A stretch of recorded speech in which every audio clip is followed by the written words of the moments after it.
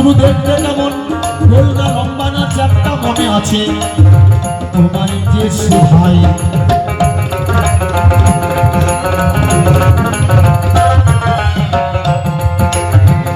মানুষ গুরু নিষ্ঠা যায়, এইভাবে মানুষ গুরু নিষ্ঠা যায়, মানুষ গুরু।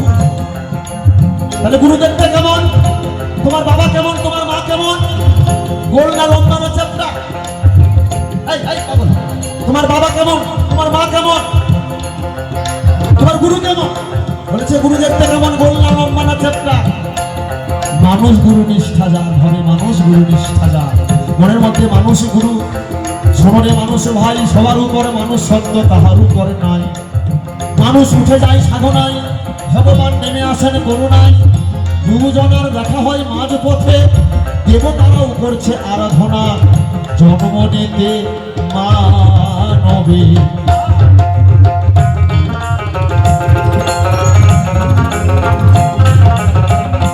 তাহলে মানুষ গুরু, গুরু কেমন?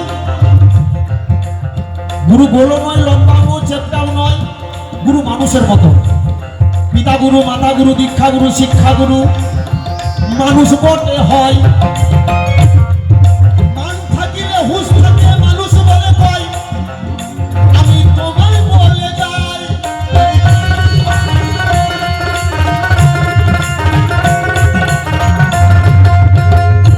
আরেকটি গুরুত্বপূর্ণ কথা বলেছে, গুরুদের জন্য, সাধুদের জন্য, বৈষ্ণবদের জন্য নাকি ভারতবর্ষে অভাব নেমে এসেছে, বাবা বলে যায় নাই? শোনো শোনো ওরে খাপা, তোমারে জানাই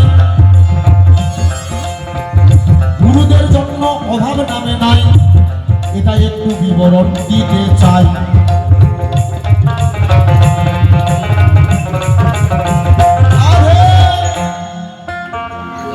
বলেছে একজন গুরু, ৩-৪ জন মাতাজি। কথাটা শুনতে কিন্তু খারাপ লাগে, কথাটা শুনতে খারাপ লাগে। একজন গুরু ৩-৪ জন করে মাতাজি নিয়ে ঘুরে বেড়ায়, এই পাগল মাতাজি। মায়েরা স্বামীকে কখনো বাবা বলেছেন? বাবাদের বলবো, আপনারা বউকে, স্ত্রীকে কখনো মা বলেছেন? সাধনের ঘরে যাবেন, ভজনের ঘরে যাবেন, এক একজন আরেক একজনের সঙ্গে তার সম্পর্কটা হয়ে যাবে মাতাজি আর বাবাজি। সেখানে নাই কোনো কামের গন্ধ, শুধু আছে প্রেম তরঙ্গ। প্রেম ভালোবাসা ছাড়া ভগবানকে পাওয়া যায় না। শুদ্ধ প্রেম ভক্তি দিয়ে, শুদ্ধ প্রেম ভক্তি দিয়ে ভগবানকে পাওয়া যায়। কামনায় বাসনায় লিপ্ত হয়ে নয় বাবু। গুরুদেবরা, বৈষ্ণবেরা, সাধুরা দাঁড়ে দাঁড়ে ভিক্ষা করে, কৃষ্ণ নামটা কিন্তু প্রচার করে, হরি নামটা কিন্তু প্রচার করে। জয় রাধে মা, কে আছো গো? কে বাবা? বলে আমি সেই নাচামারি গভর্নমেন্ট কলোনি নিচুপাড়া থেকে, আশ্রম থেকে এসেছি মা, গোবিন্দ সেবার লাগে কিছু সাহায্য পাবো কি? এভাবেই বলে তো নাকি গো? না চড়া গলায় বলে? কোনটা? এই যে হরে কৃষ্ণ মা, রাধে রাধে, জয় রাধে, জয় নিতাই, জয় গৌর ইত্যাদি ইত্যাদি যে বলিগুলো বলে, আর সেই প্রভু বৈষ্ণব, সেই পরম সাধু, সেই গুরুদেব আপনার বাড়ির থেকে এক মুষ্টি তন্ডুল নিয়ে গিয়ে, কিছু অর্থ নিয়ে গিয়ে, চাল ডাল নিয়ে গিয়ে আগে আশ্রমে গিয়ে শুদ্ধাচারে স্নান করে, শুদ্ধাচারে রন্ধন করে, ভোগ মন্দিরে, গোবিন্দের মন্দিরে উপনীত হয়। আর যখন নিবেদন করে না,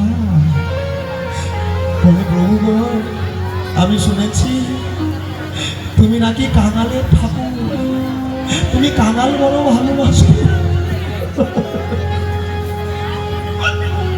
তুমি কাঙাল মনো ভালোবাসো, তাই তো আমি তোমার নাম গুণকীর্তন করে তোমার সেবার লাগে কিঞ্চিত আয়োজন করেছি প্রভু। কোনো অভিমান নাই, কোনো রাগ নাই, কোনো দেশ নাই, কোনো হিংসা নাই প্রভু।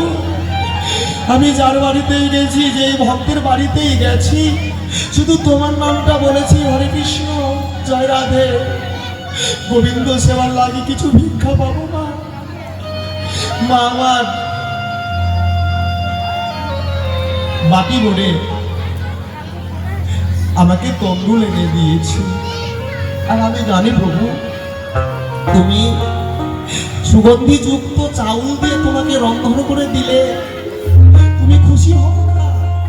তুমি খুশি হও?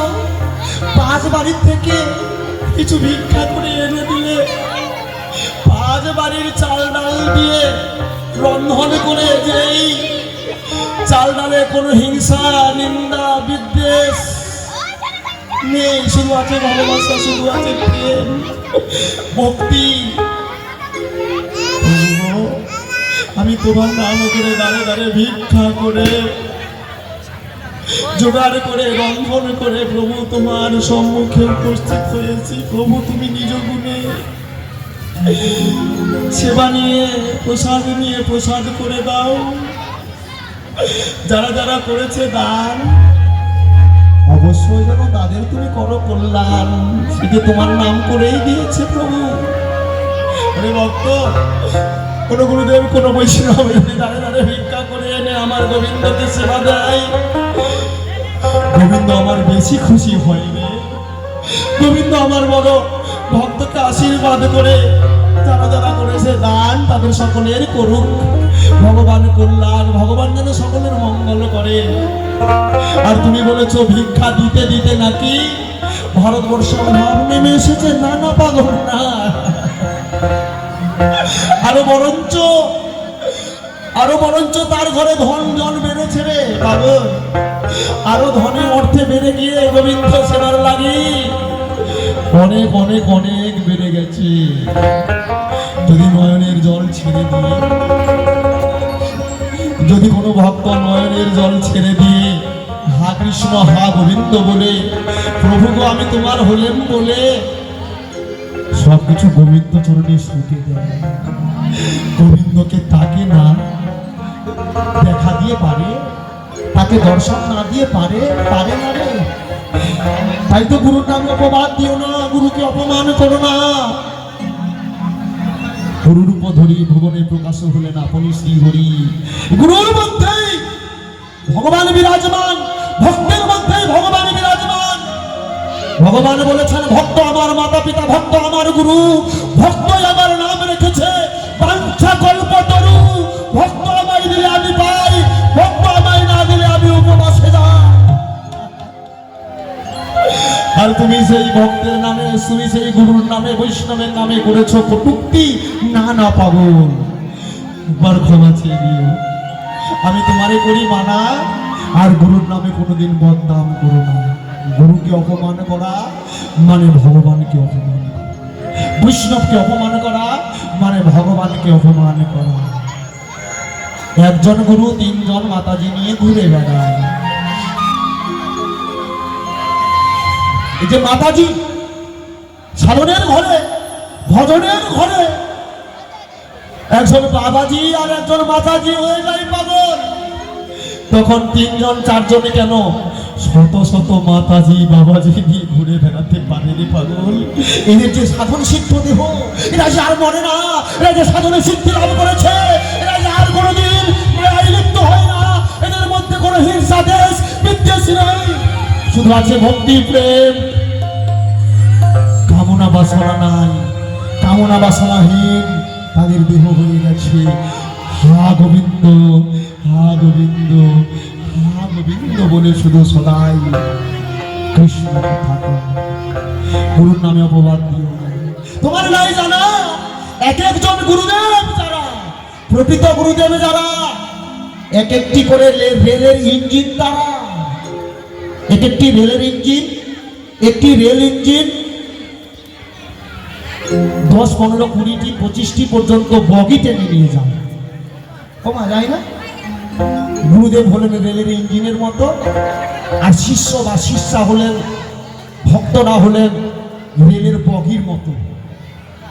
গুরুদেব আগে আগে যায়, পিছে পিছে ভক্তরা যায়। তাই দেখে কি তুমি মনে করবে যে গুরুদেব মাথা দিয়ে ঘুরে বেড়ায়? এই পাগল, অপবাদ দিও না, তোমারে করি মানা। আর কোনোদিন গুরুর নামে অপবাদ দিও না, গুরুকে অসম্মান করো না। গুরুকে ভক্তি ভরে প্রণাম করবে। গুরু সন্তুষ্ট হলে, গুরু কৃপা করলে তোমার দ্বিদল পথে একটি চক্ষু উন্মিলিত হলে, যাকে বলে জ্ঞান চক্ষু, দিব্য নয়ন, জ্ঞান নয়ন। এই জ্ঞান নয়ন প্রস্ফুটিত হলে গোবিন্দ তোমাকে কৃপা করবে। নিতাই গৌর হরিবল হরিবল। গুরু কৃপা না করলে গোবিন্দ কৃপা পাবে না। গোবিন্দ কৃপা না পেলে তোমার এই মানব দেহ পাওয়া, এই জীবনটা পাওয়া বৃথা। তাই তো আর কোনো কথা নাই। ভক্ত যে যে জায়গায় দাঁড়িয়ে জিজ্ঞাসা করেছিল, মনে হয় আশা করি উত্তর হয়েছে ভালো। সংক্ষিপ্ত সারে বলে গেলাম। তাই ভক্তবৃন্দ, বাবা মা সকলের কাছে প্রার্থনা জানাই, আপনার গানটা শেষের দিকে হলো, কথা দিয়েছি না, মাইকে বলেছি না, বাড়ি যাবেন তো কালকে শুনবেন।